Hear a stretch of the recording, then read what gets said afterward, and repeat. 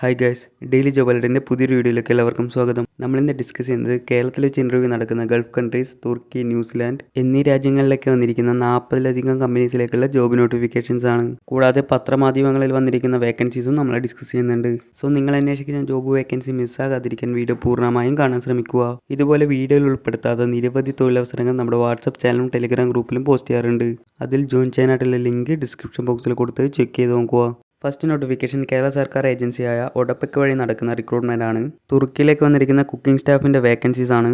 May 17 apply ചെയ്യാനായിട്ടുള്ള last date. Minimum SLC ക്വാളിഫിക്കേഷനും 1 വർഷം experience ഉള്ളവർക്ക് ഇതിലേക്ക് അപ്ലൈ ചെയ്യാൻ സാധിക്കുന്നതാണ്.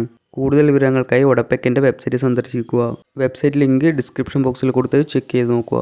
അടുത്തതും ഒഡപെക് വഴി നടക്കുന്ന സൗദി അറേബ്യയിലേക്ക് വന്നിരിക്കുന്ന ഡോക്ടേഴ്സിൻ്റെ വേക്കൻസീസ് ആണ്. മെയ് 17 അപ്ലൈ ചെയ്യാനായിട്ടുള്ള ലാസ്റ്റ് ഡേറ്റ് ആയി പറഞ്ഞിരിക്കുന്നത്.